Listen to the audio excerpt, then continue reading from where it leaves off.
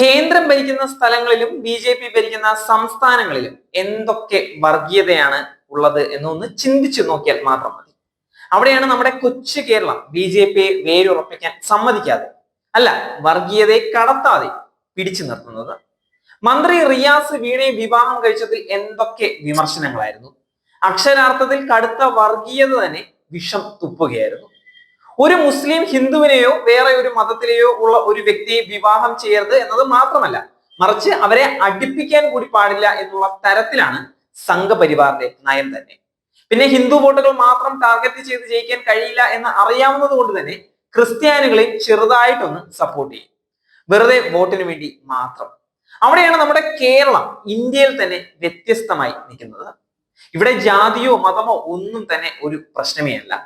പിണറായി ഭരണത്തിൽ അത് ഉണ്ടാകില്ല എന്നുള്ള ഒരു ദൃഢനിശ്ചയം തന്നെ LDF-ന് ഉണ്ട് എന്ന് തീർത്ത് നമുക്ക് പറയാൻ സാധിക്കും.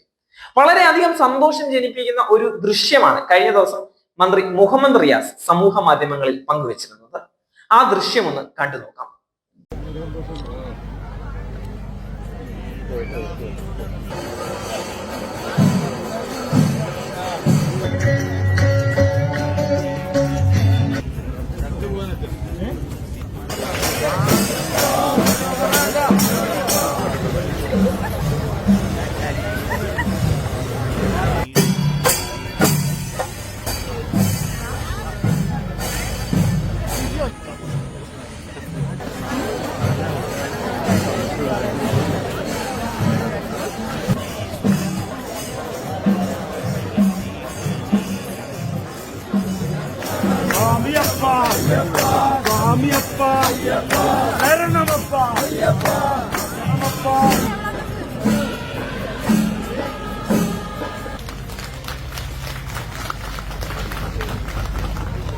ഇടതില്ലെങ്കിൽ ഇന്ത്യ ഇല്ല എന്ന് പറയുമ്പോൾ എല്ലാവർക്കും അത് ബോധ്യമാകില്ല.